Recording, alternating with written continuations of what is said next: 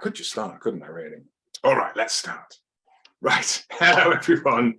Welcome to this month's Adventurous in Conversation, or rather, I should say, it's last month, isn't it, really? Because we're in September, but we're talking about August book, which was Coasting by Elise Downing. Where is Elise? I'm going to bring her in. If I can find her. There she is. Hello, Elise. Hey, great preamble. Thanks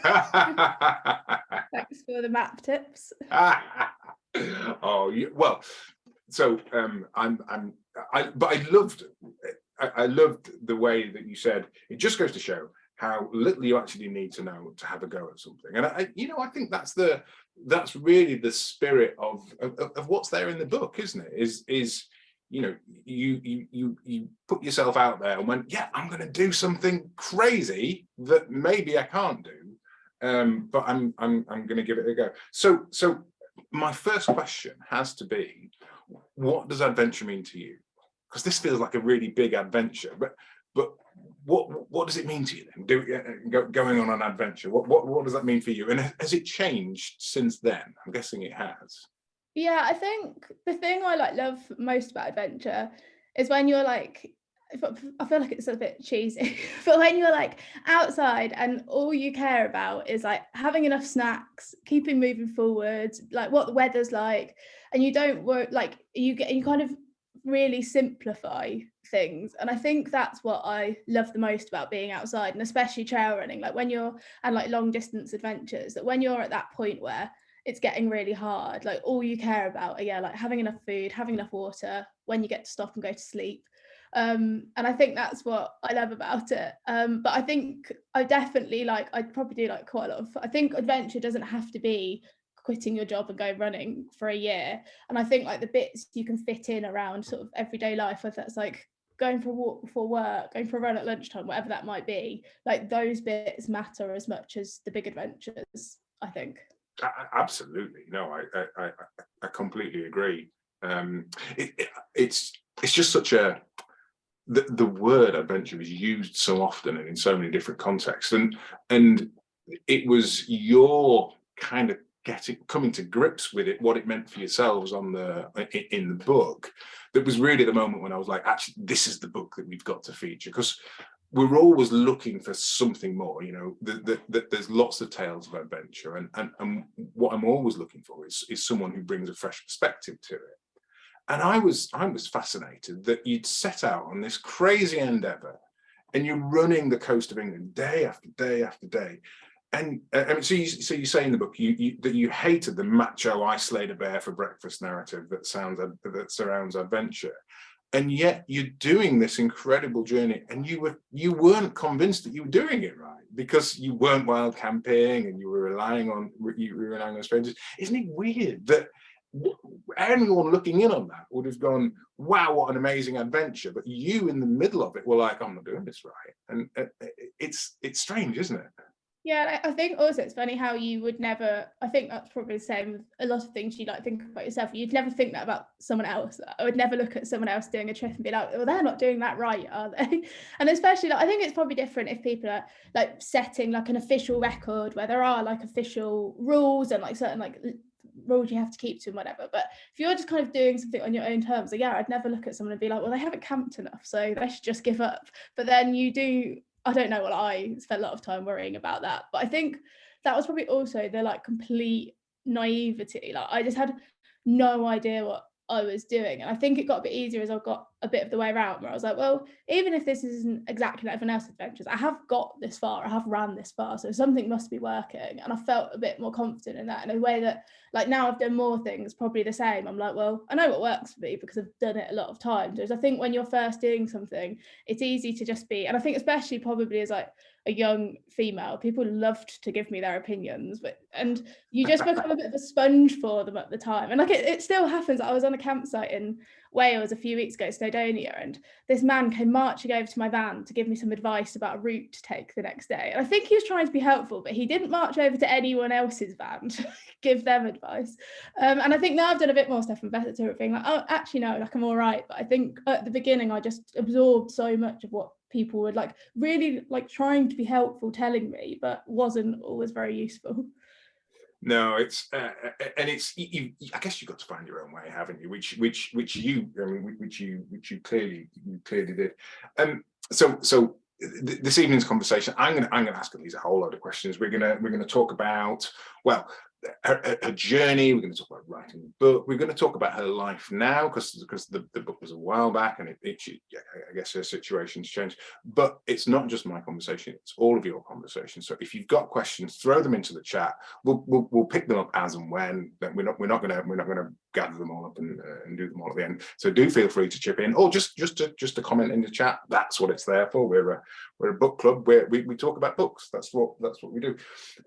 So Elise, you were talking there about you know, quite naively, you sort of threw yourself into this. I mean, why? Yeah, I think it was a real case of the whole thing of like ignorance was bliss. I didn't know what I didn't know. I think now I've done more ultra running, I would think that's an absolutely ridiculous thing to do. Like now I've done more kind of 3-4 day sort of like multi-day self-supported adventures. I think if I'd done more of those before that, I would have thought, well, they're hard enough. Like there's absolutely no way I could go running for 10 months. And I'd never set out. So yeah, I think just not knowing what it was going to be like, I'm sure we'll come on to all the logistics and stuff a bit more. I think that is the only reason I sort of thought I could do it, because I don't think I realised how mad it was. And yeah, I just finished university at the time and I was working in London. It always feels like a bit of a cliche, but I was just so miserable. Like I had a job that was fine, but like I earned no money and I spent it all on this terrible flat that I lived in. And I was, as I talk about quite a lot in the book, like dating someone, it wasn't a great situation. And I was just like, I can't spend another 50 years crying on the bus to work. But I think I also just thought, well, I can't quit my job. I've only been doing it I've only graduated 6 months ago. So this sort of felt like a kind of reasonable way to sort of quit my job and do something different, because I was like, well, it sounds quite good. So that's a good excuse to quit everything. So that was kind of where it came from. And I kind of just had the idea and then was like latched onto it, I think, like, well, okay, off I go. And then it dawned on me a few months later on the start line, basically, because the whole like planning is a strong word, but talking about it was quite exciting. And then it got to the point where I was like, oh, I've actually got to stop just talking about this and have everyone think about it, and I've got to actually do it. And that was the terrifying bit.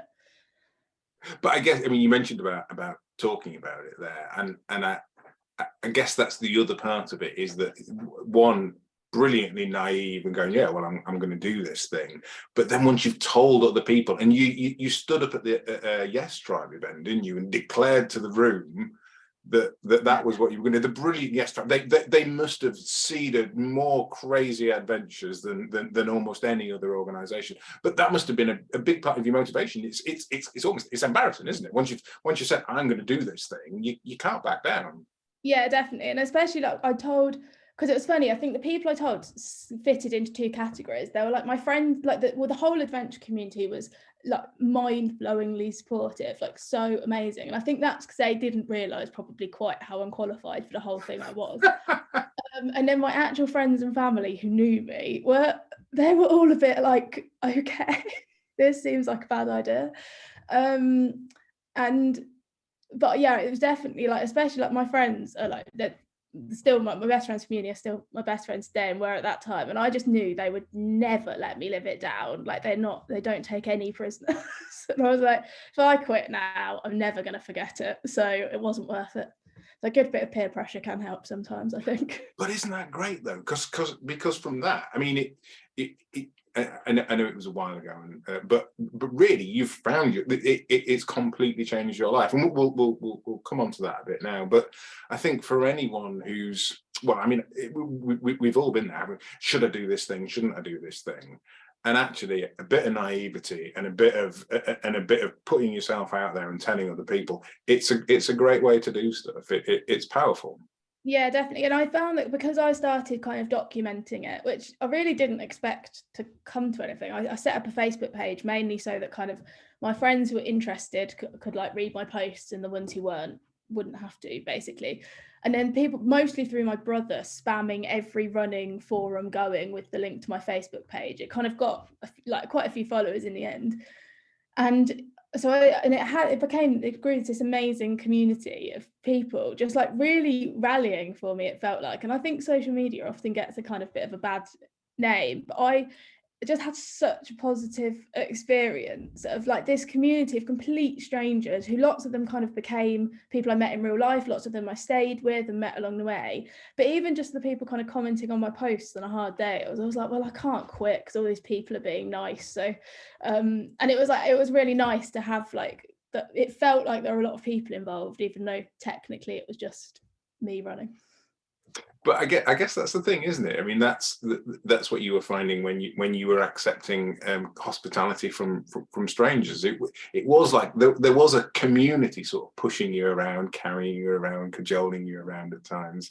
It wasn't a solo adventure. It was a sort of relay of you and loads of other wonderful people who all share a little bit of that adventurous spirit with you, I guess. Yeah, and like as they should, because if it wasn't for those people, and especially the people who let me stay with them, I would have quit 2 weeks in without a doubt. Like I was completely, I could like just about do the actual running bit in the end, but I was completely, the thought of actually wild camping every day in the winter, like I was so naive.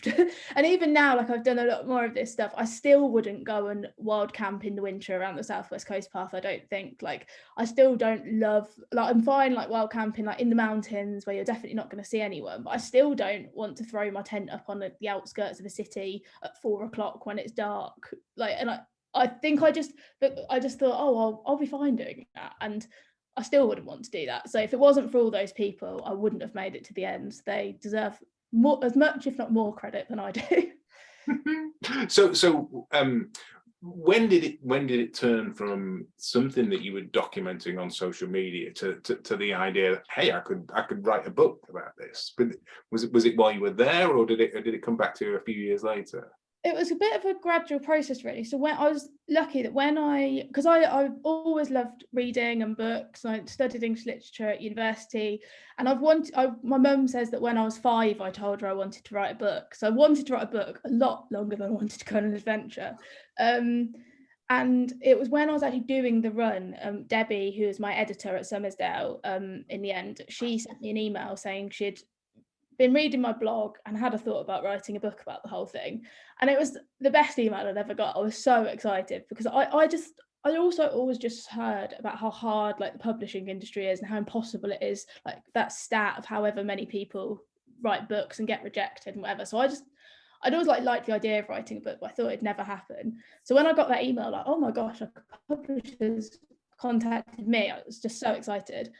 And then when I finished, I kept saying that I was going to write something, and I kept emailing Debbie and being like, right, yeah, I'm writing. And I just wasn't. And I think it was because I think it dominated my life for so much time. I just wasn't really ready to like sit down and then spend another chunk of time writing about it. Like it turns out writing about it's quite an all-consuming experience. And I think I was just ready to like do something different for a bit, which was just like I moved back to London, moved in with one of my friends, went to work, went to the pub a lot. I wasn't doing anything exciting, but it was just something that wasn't running. And then like years kept ticking by and I kept feeling like I really should write something, and it just wasn't really happening around kind of being busy, and I had like a 9-to-5 job for that whole period. And then it was when COVID hit and I got put on furlough from work, and it feels like a real cliche to say that I wrote a book in lockdown, but I had lucky to have like a really like comfortable lockdown situation. I was like, I'm literally getting paid to sit at home. If I don't write this book now, I'm never going to do it, am I? So yeah, I kind of started to put pen to paper, dug out the email thread from about 3 years before to Debbie, and asked if they'd still be interested, sent a proposal over, and it kind of went from there really. So yeah, I spent about 5 years talking about writing it before it happened. But I think I needed that time to have a bit of perspective on the experience. I think if I had written it at the time, I don't think it would have been a very good book. Hey, Elise, you've got nothing on Andrew, who wrote this, the Earth Beneath My Feet. So he did this walk in like the mid-90s, and he's only just published the first book. The second book, he walked 7,000 miles through Europe. The second book hasn't even been published yet. So a few years is nothing compared to what he does. But he was saying exactly the same, was that he needed that time to process it and let it work all the way through. And I think also you can like, even though it was the 6-year anniversary of when I finished it the day, so it was about 5 years previously when I was actually writing it. And I think because that time had passed, I felt like there are some bits in there that are quite honest, but because it felt not really relevant to my life anymore, I was fine talking about it all. Whereas in a way that I wouldn't want to now sit down and write about like all the innermost thoughts and things that are happening in my life right now. I think you need that passage of time a bit to be able to be like, well, I don't care about that anymore, so I'm fine writing about it. And you know, I think we benefited as readers from that, because you know, you're super frank and open and honest in there, and that can't have been easy. Did it worry you at the time, you know, obviously talking about Greg, or talking about crying, or you know, the Crying. we'll talk about the crying in a bit, or like the guy who took you out for dinner and made you wear his shoes? Like, my toes were curling reading that. That must have been a difficult one to write, thinking, well, this guy might read this at some point. Yeah, I think when I was like thinking about writing it kind of in those first couple of years after I'd finished, I don't think I really like consciously realized this at the time, but I think that probably was the issue, that I think I knew that I didn't want to write just like a really sort of sugar-coated kind of twee adventure book, which I think it would have been quite easy to, because so many good things happened and so many nice people and whatever. But I just didn't want to write that book. I didn't want to do it unless I wanted to be honest in it. And yeah, it took a while to kind of feel ready to do that. But I think it's funny because when you're sitting writing, it was just like in my living room. I tried not to think about people reading it when I was actually writing it.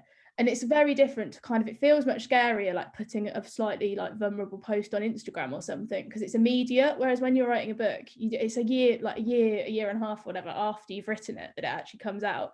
So it kind of felt fine. But there was definitely a moment like in the month, like the few weeks before it came out, where I probably annoyed my friends constantly, because I was just like, oh no. I've like been, and I think they're expecting it to be like really like juicy details because I'd overplayed how worried I was about it coming out, and I was like, oh no, I don't want my mum to read it. And then my friends were like, once they read it, were like, it's fine. So I think because that time had passed, I kind of felt okay about it. Well, I think it was fun, but I mean, that's interesting, isn't it, about the different things that you can write in a book compared to an Instagram post, because of the difference in the feedback that you get from it. How did you find dealing with the feedback and the reception that you got? Because I'm guessing you must have heard some great stuff, and you must have heard some stuff that were just like, oh, these people. Yeah. I think firstly, weirdly, I feel absolutely, and I feel this a lot actually, I feel absolutely fine strangers reading it. It was definitely like my actual friends and family that I was much more worried about. And I was a bit like, there were some bits I was like, oh, really, like, I don't need my grandma to know this about me. But then I was like, well, you can't think about that, otherwise you'd never do anything. But yeah, definitely, I think putting the book out there is definitely maybe a bit better at kind of accepting that ultimately, like, not everyone's going to like you, like, they're just not. And I think it's probably a bit of a people pleaser. I'd never like put myself in anything that like people were going to be mean to me, and people have mostly been really, really nice. But yeah, it's definitely, the bad comments have been quite funny though. Like one person said, I exclusively, if I want to read the reviews, filter them by 5 stars, so I only read the nice ones. That's my number one tip if you ever write a book. I just don't think you need to read the bad reviews. But when I did read a few, someone said that they just found my lack of organisation really grating, and I was like, yeah, me too. Like, me too. And I think that some people kind of forget, maybe with like memoir and non-fiction, that it is the truth and it is what happened and it's a real person. And it's like, even if you find that annoying, I can't help, that's just what happened. Like, it's not like you're writing a novel and you could have changed that character. It's like, I'm not a character, I'm just a person. So, and I think people maybe they review it as if you could have changed that, and you're like, it's fine that you find me annoying, but I couldn't change that. I'm sorry. So I was really disappointed that she actually made it all the way. It would have been a much better ending if you'd have fallen off a cliff. I mean, yeah. Thanks. And it's, I guess it's there's lots of different sorts of writing, aren't there? And you talked about the difference between writing for Instagram and writing, I guess, a memoir compared to a novel. And we've only ever really in the group, we've only ever really done memoirs and true stuff. Although I found myself reading a novel over the summer. I highly recommend it. It's not going to feature in Adventurous Inc., so you're safe to go out and buy. I don't know why. Everyone in the book club reads too many books. They tell me, Tim, I've got too many books. Stop sending me books. Now I'm recommending other books. I'm not even going to send them. I'm an idiot. However, The Great Circle by Maggie Shipshed is really good, but it's so elaborate, and there's so many stories, and it's about a female aviator and someone who plays her in a film. Highly recommended. Really good. But it did make me think that you can't really do that in a memoir, and I guess finding that nuance to bring it out must be really good. And you clearly had a really good relationship with Summersdale, who's a publisher. We've featured quite a few of their books. Yeah, they were great. I think because they're quite a sort of slightly smaller publisher, I was able to be like really involved in like things like the cover design and the marketing and stuff, which, because I think especially before I'd handed in my full manuscript, what I was really wary of was like a few of the cover designs and stuff. And I can see that Laurie's on the call, who illustrated the cover. I'm going to bring Laurie in. Let's bring him in. Is that all right, Laurie? Come in, Laurie. Come in. Hello, Laurie. Laurie's been a big part of the community for a long time. So it was inevitable that at some point the book that he'd illustrated was going to come around. But it's a joy of an illustration. It's absolutely fab. Yeah, because we had so much like back and forth. I think I was probably annoying my editor a lot about the cover, because they kept like being sort of like, I don't know, like looking too much like a nature book or whatever. And I think I obviously knew what the book was like and what it was about. And although that was about going on an adventure, it was also a lot about being 23, and there's some Taylor Swift lyrics in there. And I think I just didn't want it to be kind of I think it would have been easy to kind of mismarket it a bit. And then people who maybe weren't quite target audience maybe buy it and be a bit, or not even not enjoy it, but just like it not be what they thought it was going to be or whatever. And I think it was important to me that we kind of got that across. And we had so many bad cover designs, and then Debbie suggested an illustration, and then I just happened to see on Anna McNuff's Instagram that day that Laurie had done an illustration. I was like, he's great, can we have him? So he made it all happen. How was it for you, Laurie? Was it an easy one to read? Because I know you're a bit of a runner yourself. Was it and down there on the coast? So this is familiar ground for you, isn't it? Apart from the pigtails. Oh, you're on mute. We can't hear you. You're unmuted, but we can't hear you. Is that better? That is much better. Hello. Did you turn your mic on? Yeah, it was fascinating to be able to pop down to somewhere that Elise had run in that's local to me, that I could just go and visit and sit and draw. The brief was interesting because obviously you'd had a process before it came to me, but I didn't get told it was Elise's book. I got told someone's writing this book, and I got a synopsis, and I got lots of could these things be in, and I was like, yep, that's all fine. But at that point I was asking lots of questions going, so is this sort of the right direction? Do you want a little bit more of this? Would you like a building in it? Would you like a little bit of nature? Or just trying to pull in all the little bits and pieces. Yeah, it's a really good process. From my point of view, it's quite simple. It was nice to bring along, and I just went down and sat at the local seaside spots and sat and drew, so it was lovely. I think I really liked the fact that I knew that you were in Dorset and you kind of were actually familiar with like a section of the coast. I don't know, that just felt really nice to me, rather than just someone doing it from some illustrations. I don't know, I really liked that part a lot. I liked imagining you sitting at the Dorset coast. Oh, that's fun. And the publishers clearly liked it, because immortalized probably isn't the right word, but they recreated it in cookie form as well for the launch. It's also in a coat, which Laurie also illustrated. Yes. And on a coat, yeah, of course, with not the North Face, wasn't it? Yeah. Wow, that's pretty cool. So you go from right stupid run, amazing book, cookie, coat with North Face. I mean, It doesn't get much better than that, does it? Which Laurie will let you go. Well, you can carry on. And obviously, you're not gonna spit. Thank you for joining us. Brilliant cover, great work. I would recommend. I'll send a link around to Laurie's work. It's all very good. So I mean, that kind of, you know, I was almost making light of it there, but that's an incredible journey, isn't it, really? And there's one of the other things that really attracted me and what meant I wanted to share this book is that it's a really good time because you've kind of gone full circle. So you've kind of been out there, you've done your crazy adventure that you didn't really know what you were getting into, and then it's turned into a book, and then other people have picked up on it, and now really you are living that. You're an influencer, aren't you? You're out there living the adventure. Sorry, I know you're wincing at that for good reason. But you are. It did change your life, didn't it? Really? Yeah, definitely. And I think it wasn't as like overnight, maybe, because like after I finished, I had absolutely no money left. I didn't have a penny to my name, so I had to. And I think I kind of felt like there was maybe some like there could be some opportunity to, I don't know, like make it sort of a bit of a career. And through doing it, I'd met people who were doing the sort of full-time adventure thing, but especially at the time, like I guess like influencing, which I still isn't, it makes up such a small part of my income, to be honest, but I guess I can talk about that more in a minute. But that was like very different to how it is now, kind of 6 or 7 years ago. And so although like I was getting a few brands kind of sending me some socks or some kit or whatever it might be, and I was doing some talks, and like sometimes they'd pay a little bit of money, although most of it was just kind of train fare, I just couldn't figure out how anyone like made real livable money out of this stuff. And so I just had to get a job again because I like needed some money basically. So I took a like full-time job again in London and did various different things for the next kind of 4 or 5 years.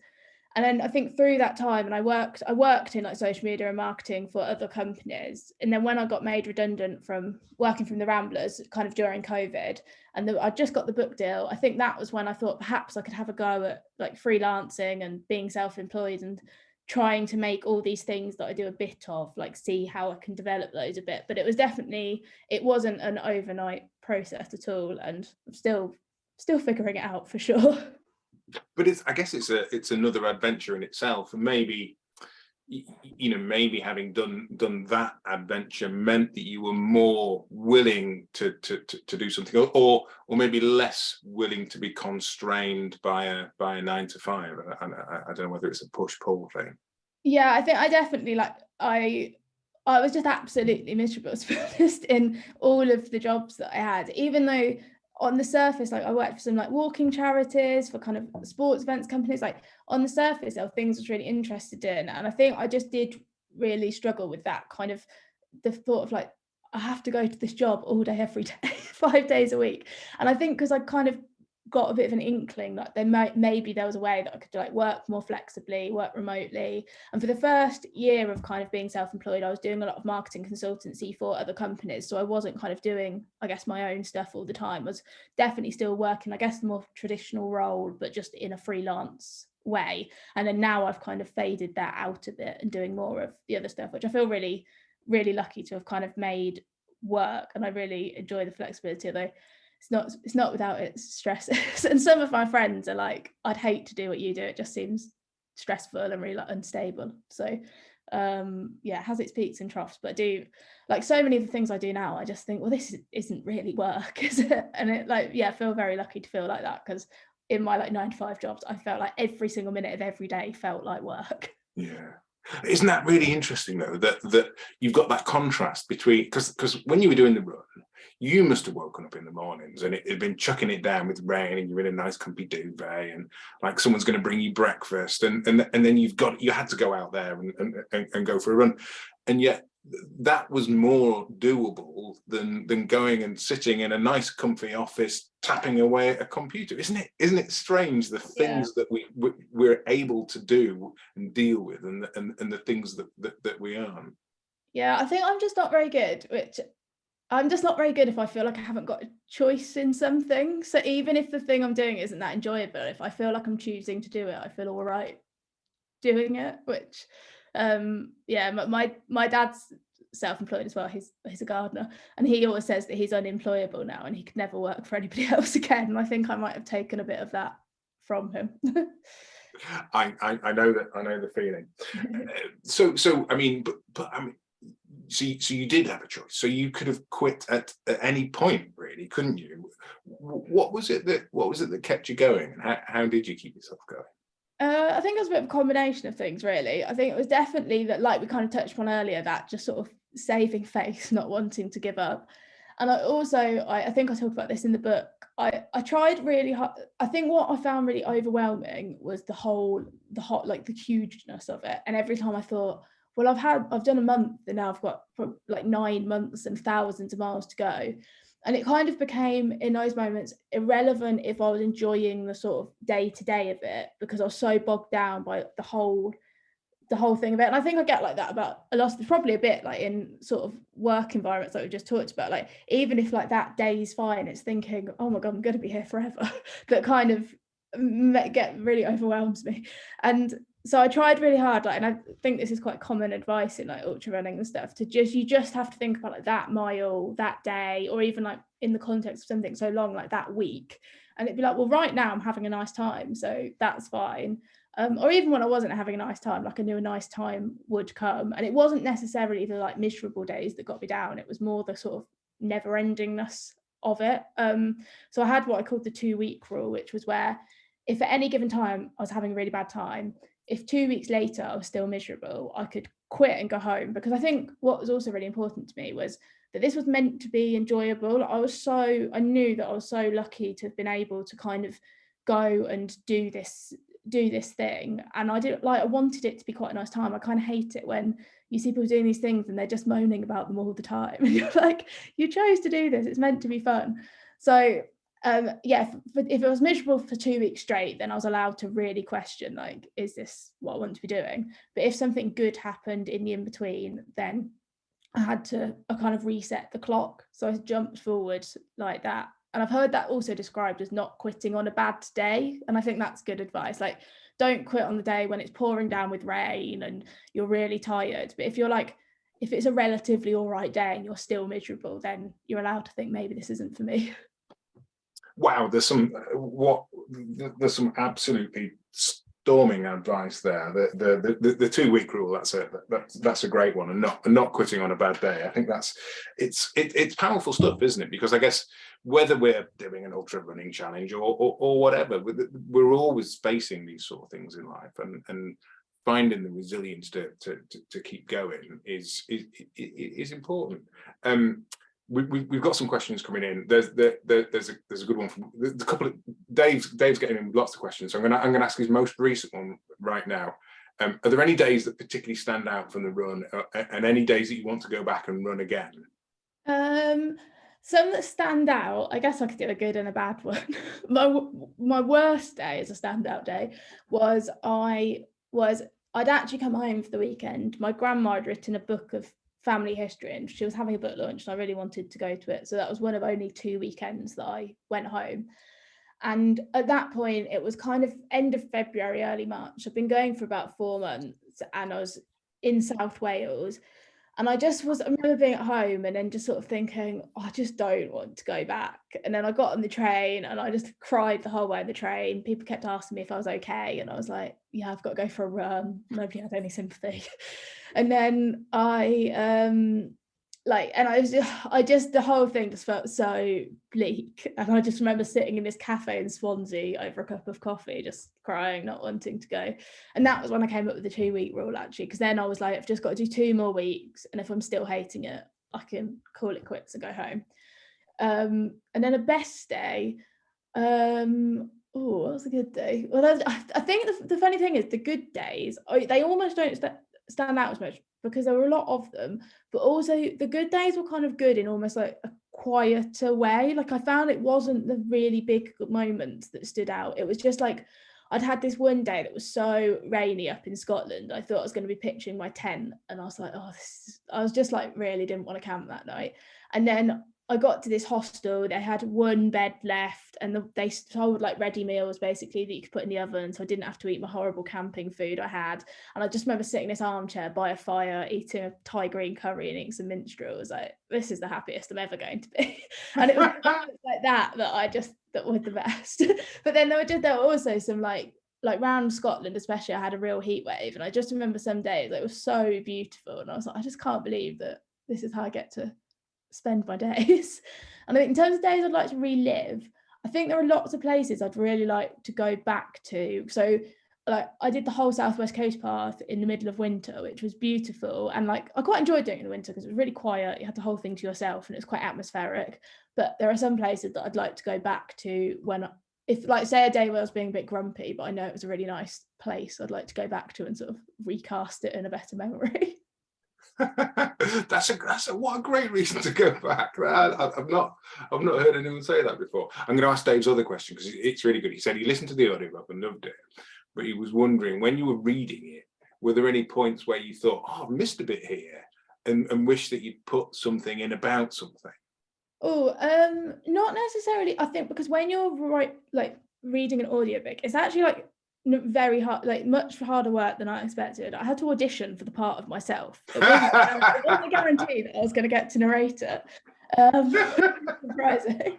And I think if I'd written, say, a novel, I definitely would have let a professional narrate it. But just because I think it is quite like written in my own voice, I felt a bit weird about the thought of a narrator narrating it. And when I kept listening to samples of other audiobooks, and the ones that were done by narrators, they just, I don't know, so many of them just felt really actory, and I was like, oh, it's not very me. So, but it was actually really hard work. So, and you end up like repeating so much of it a lot, and as you probably gathered from this call, I talk really fast, so that was a problem to slow down. So you're so like in the weeds of it, you're not really taking into account the story, I don't think. But there are definitely some sentences where I was like, oh, that's a bit clunky, I wish I'd reworded that. Or you can tell, I think, I don't know if it'd be obvious when you're reading it, but I think there are some bits I can tell where I don't know, maybe I'd written that bit sort of at the end of the day. Like I was like, oh, that's not my best, is it? So definitely kind of more on like a sentence paragraph level than I think in terms of like the whole story. Because yeah, you're just so in the like pronunciation and stuff that you don't really think about that, which is probably a good thing. Otherwise I'd probably have been calling my editor. Like we did get a lot of typos from the audiobook, so if you've got the first copy, it's got a lot more typos in than the second edition. Well, I didn't notice any, so I think we must have got the second edition. But well, I mean, what do I know? So I guess the other thing that you know, we talked about some like strange people making you wear their shoes, but I mean the support that you got from the people while you're out there was incredible. You can't have been expecting that, but I mean, you talked before about it kind of feeling that everyone was pushing you along, but how did that feel when you're out there and you're being greeted by strangers every day, and they'll come out, you know, so many tales of people you'd not arrived on time and they'd come out to look for you and stuff like that. That's, you know, it's so special. You were taken into the hearts of so many people. It's a special thing. Yeah, definitely. It was mad. And I think the people that I felt kind of most, almost like not more grateful to, I was really grateful to everyone, but I stayed with a lot of like runners and people really into adventure, and that was amazing. But I guess I kind of like could understand a bit why they might be helping me, because like they were just sort of interested in the whole thing in general. But the people I found amazing were just, sometimes it'd be like a completely random, like a couple, and they'd say, oh, my daughter followed you on Facebook and she asked if we'd put you up, or whatever it might be, and they weren't interested in running. Like they didn't really understand. They thought it was mad what I was doing, and yet they still opened their home, cook me dinner. Like it was, and I think they were the people that I was like, you're just doing this because you're really nice people. Like, and that was amazing. And it was so interesting, like meeting such a like broad range of people. And I think at the time that I was running, it was when the whole Brexit referendum was going on, and the news felt very kind of like divided, and like these two sides, everyone's very like angry. And then like day to day I was staying with all these people who were completely different from one another. Like I tried not to talk politics with them too much, but like clearly like you could tell sometimes I had very different opinions from, say, the family I'd stayed at the night before. They were all just such like nice people. And I was like, I just don't feel like the country I'm seeing in the news is what's being reflected in kind of what I was experiencing. So yeah, it was nice to see that. And it was also just nice, like I found that on the whole, people seem quite happy, even though the people I was staying with were, like I said, all such different lifestyles, like different kind of amounts of money, different kinds of houses, jobs, etc. And on the whole, they all seemed pretty happy. And I was like, this is good. Wow, that's. I'm sure they had lots going on in their lives they weren't telling me about over dinner, but yeah, but what a lovely, because we're so often presented with that divisive narrative, aren't we? But the media kind of sells itself by being able to go, well, you're different to them, and we're going to stoke your prejudices, and actually for you just completely unsolicited to come up with that as a unifying thing that kind of got over that. What a great thing to hear. And maybe I can kind of maybe understand why people were happy though, because I guess there's a certain mindset of someone who takes in a cold, wet, smelly sometimes. Yeah, I probably did have quite a like niche selection of society. Probably didn't get a broad representation. So I mean, did you always have like the next few stays planned? How did you do it logistically? How did you know who you were going to stay with, and where did they all appear from?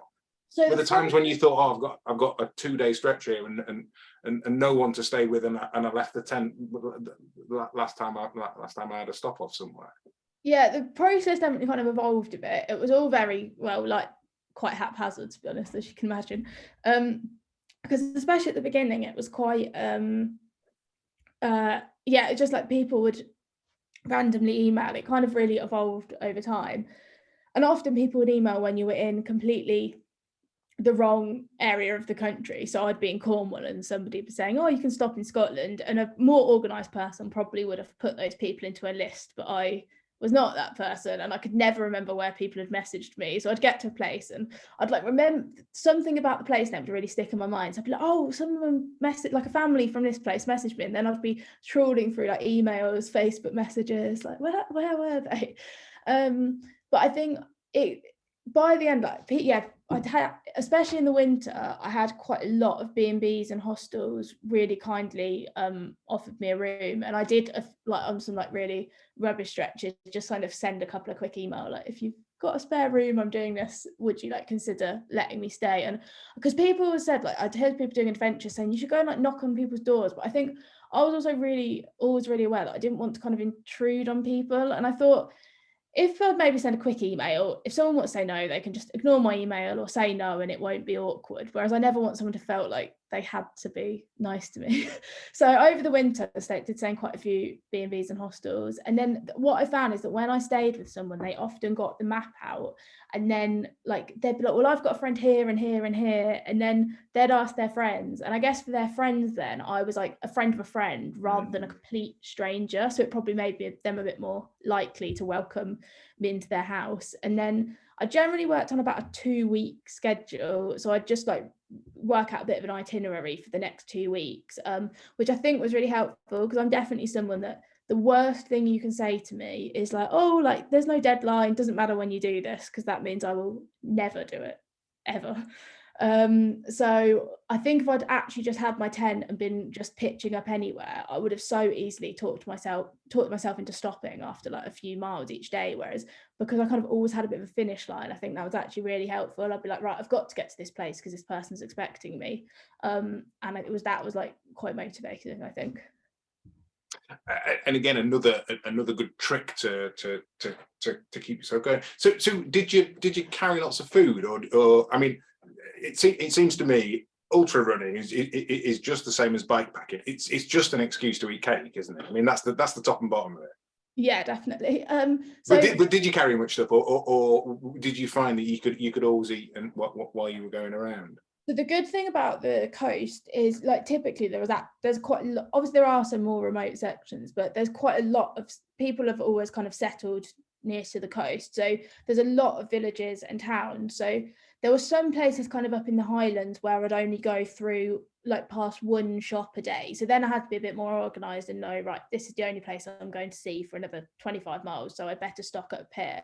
But on the south coast, I was going past a shop, a cafe, whatever, kind of every 5 minutes. So I didn't have to carry loads of food. And I think if I done this kind of thing somewhere, again, like more remote, or like when you read accounts of people doing the kind of through hikes in America and they're carrying a week's worth of food, I think that's a completely different challenge. And to be honest, one at the time was just out of my realms of ability and skill level to kind of plan that. And also the like weight of, like, when you read Anna McNuff, who ran the Length of New Zealand's book about it, sometimes she was carrying kind of 5 days worth of food, which is so much added weight. Whereas for me, it wasn't really like that. I could stock up really easily. The thing that I found hardest with food actually was that because I was staying with so many people who all really, really kindly like gave me dinner most nights when I stayed with them, and breakfast, which obviously I really appreciated, but it meant I didn't really get any say in what I was eating. And I think I found that, like, and people would be like, oh, runner, she'll want some pasta.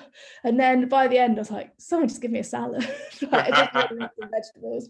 So I think that was the hardest thing. Whereas I guess if you've got a support crew and they're preparing your meals on the way, it's a bit easier to kind of control what you're having. There was a great question right at the start from Charles. Actually, he said, what was the best bit of technology that made no sense at the time?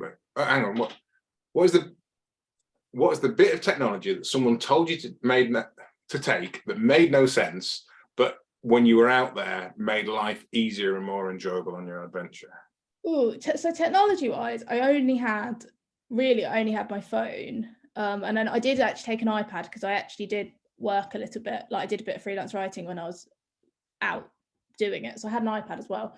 But I didn't really have any of the technology. Like, I had a GPS running watch that a friend had given me, but I could never deal with the admin of charging it. So I never put it on to GPS mode, which feels wild to me now because I don't walk down the street without recording it on Strava. But I can't believe that I did the whole thing without recording it. I guess, like, I think that's something I kind of quite cherish about it, because now if I would record every step if I did that sort of thing again, and it feels quite nice that I didn't, I think. But I think something I wish that, I just don't know why I didn't download the OS Maps app. Like, I can't understand why. It's not particularly expensive. It would have said I wouldn't have even needed to read the map, because you can just like follow the dot. Like, I don't understand why I didn't download it, because people must have told me to. So that was a technology that I definitely ignored people's advice on, and I was stupid. But yeah, I didn't really have any of the technology.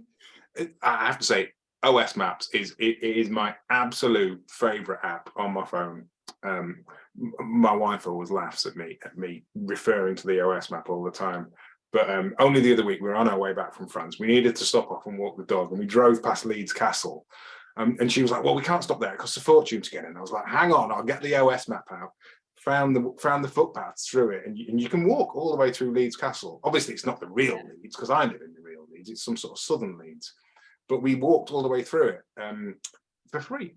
And we did get challenged by the folk who worked there, who were like, what are you doing with that dog? Because apparently you're not allowed to take dogs in. I said, well, I'm on the footpath.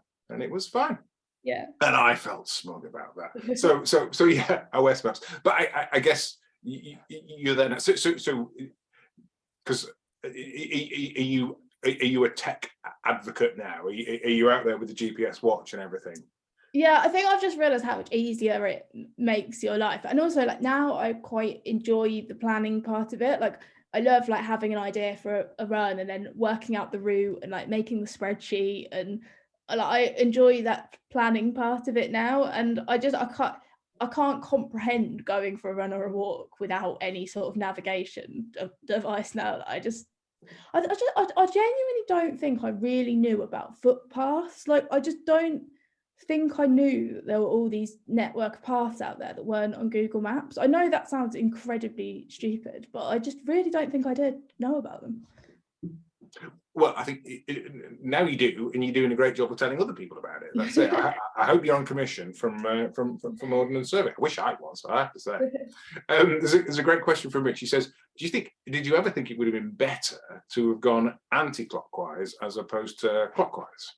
Oh, I don't think so, because I think the way I worked it was loosely so that, like, obviously I started in November, was so that I'd be south for the winter and then like north and up in the Highlands for the summer. And I think it was quite nice in a way, because it was the Southwest Coast Path and all that area was really difficult. And obviously the fact it was the middle of winter made that even harder. And then it kind of just kept getting better and better from there, because the terrain, although like, there's obviously stretches that are quite similar to South West Coast Path, not quite as like relentlessly. And so it kind of like the terrain got easier, the weather got better.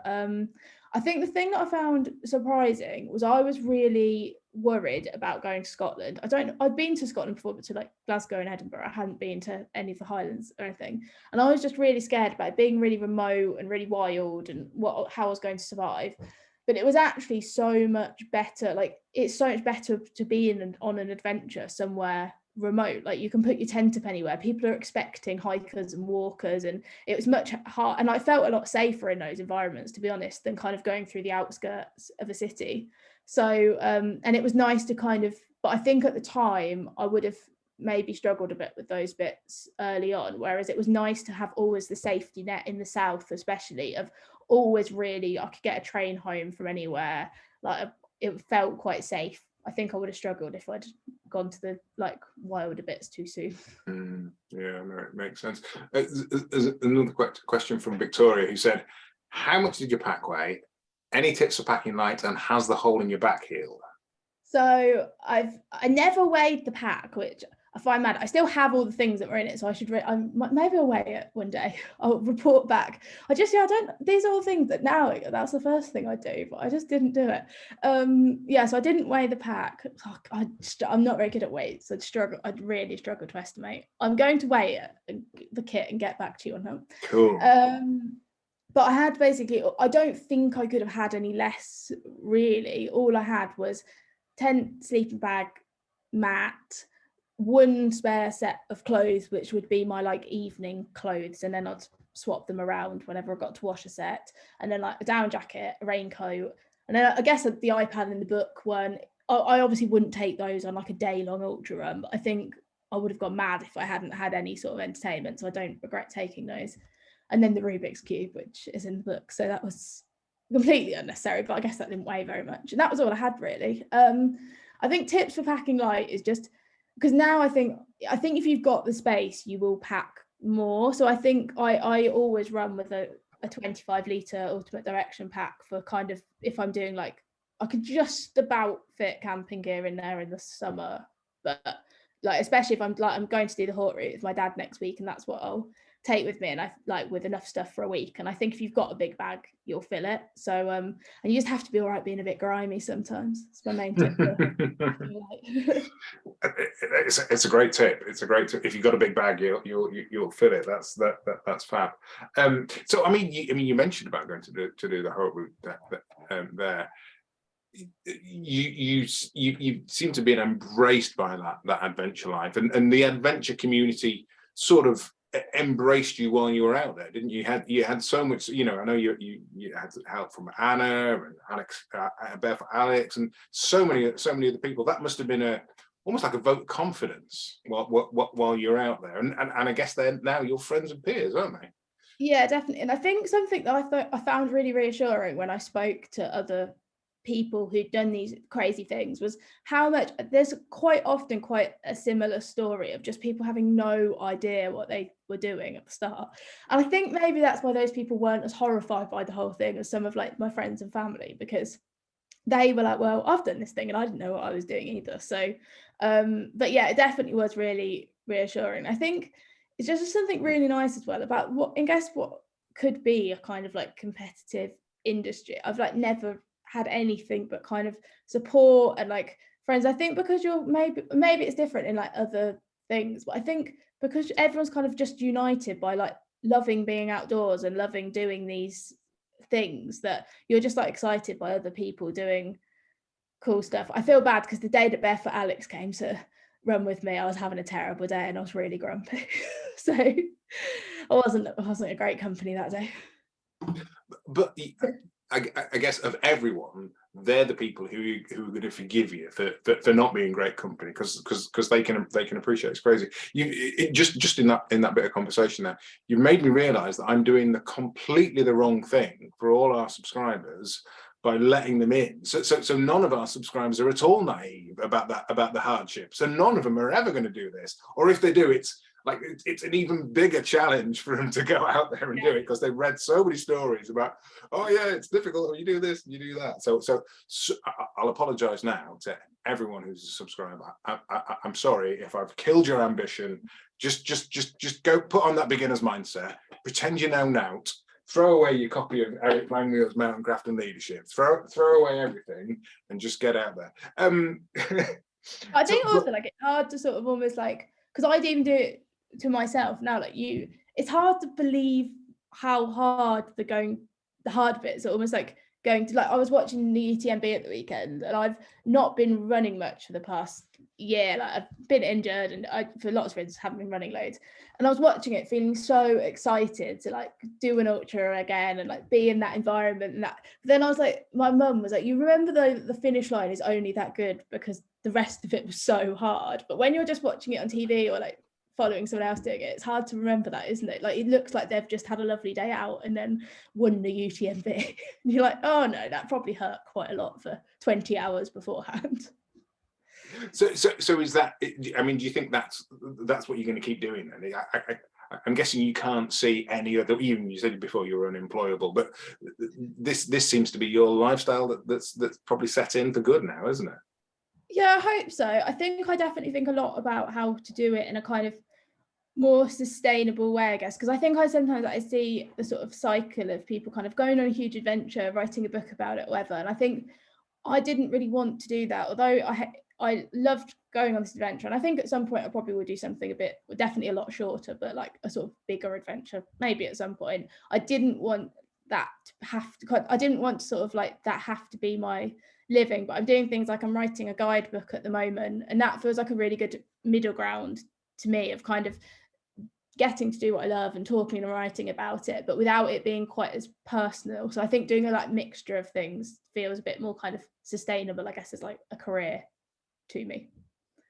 But you know, I guess that's the other thing that you get from other people in the adventure community is that they know how difficult it is. You know, it's like you're saying, your friends couldn't imagine doing what you're doing, and I don't think it's because of the physicality of it. It's I guess it's the uncertainty, isn't it? Yeah, definitely. So yeah, and I think it was important to me, like if I kind of wanted to make a living out of this stuff, for it to be in a way that felt a bit more secure. Like I had friends who were doing it, but they were just constantly like sleeping on people's sofas or always like living at their parents or whatever. And I don't think that's quite for me. Like I don't think I was willing to sacrifice everything else in my life to do the adventure stuff. So to find a way to kind of make a reasonable living out of it felt important to me. And just as you know, at the end of the day, as long as you're enjoying what you're doing, that's the important thing, isn't it? You've got nothing to prove to anyone, because you've done all that. You've been there. You've written the book. You've kind of gone, look, I did it, and you're free. It gives you freedom, doesn't it? But I guess it's go on. I was just gonna say, I think what I'm really like wary of is there obviously is a danger when you do the stuff you love as work that it starts to feel like work. And I think I just never wanted to be in a position where I was like, oh, I better go on another 3,000-mile run, because like, so I think the kind of like middle ground of being able to talk about smaller adventures and like offering people advice. I do quite a lot of talks at schools and stuff, which I really enjoy. I think that kind of feels a bit, because I'm always going to like love going outside and doing stuff, but I might not always want to go for a 7-month run. I never wanted that to be something I was doing just as a chore, because I feel like that's completely the wrong way for it to be. Like I wanted, if I went to do something big, for it to feel like exciting again.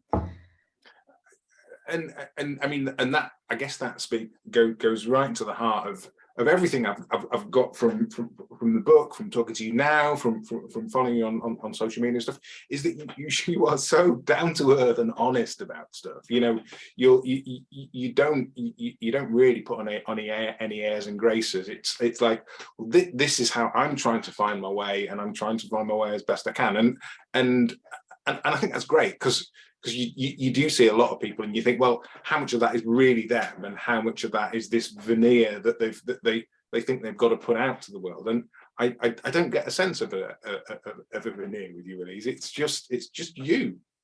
Yeah, I'm really happy to hear that, because I always say, yeah, I think my kind of philosophy with like sharing stuff is that I think it's like fine if you're, and I say this to them, like I really don't have that many like followers or anything in the grand scheme of things, but I think it's fine to like have parts of your life you like don't share online and don't talk about, and there's lots of like things that I never talk about online.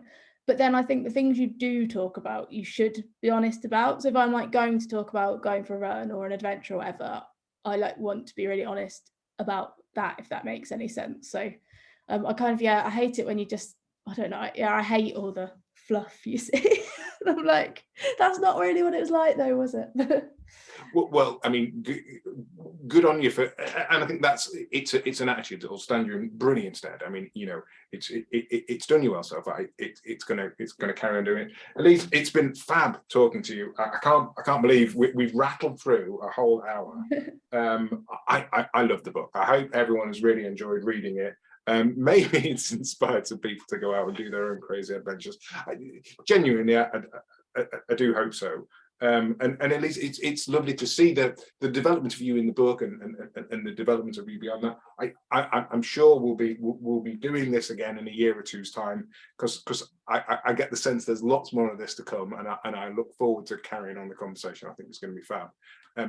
Have a fab time in France. Good luck with the Haute Route. I hope your dad enjoys it as well. I mean, and you know, we've not really talked much about your dad, but it must be, as a dad myself, I could only dream about doing some of the things that you've done with him, with my young ones.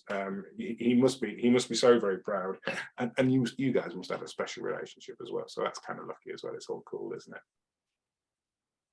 Yeah, I think he finds it hilarious, because when he used to like drag me on walks when I was younger, I absolutely hated every single second of it. Moaned about it constantly, and now I'm the one suggesting we go on like week-long walking holidays. So I think he finds it quite funny. But there's hope for me, yeah. Yeah, I got him a free code for commute the other day, and I got him a hat, so he's always happy with any. He keeps asking me how to become an influencer, so watch out, you might have Dave Downing on the Q&A soon. Brilliant. I look forward to it. Elise, it's been an absolute pleasure. Thank you so much for joining us. We loved it. It's been brilliant. Thank you very much, everyone. Hang on, I'll pop myself back in. Thank you very much, everyone, for joining us. It's been an absolute pleasure. I hope you've enjoyed the book. We'll be back doing it again next month. Only some of you will be in a room with me, and I'm so stoked about that. I can't wait for it. I will take me and Elise off pin, and we can all do that wavy goodbye thing. And yeah, see you later, guys. Thank you so many of you joining. We had a really busy crowd tonight. Elise, you brought them all out. Thank you so much. Guys, have a lovely evening. Have a lovely weekend. See you in a month's time. Bye-bye. Bye.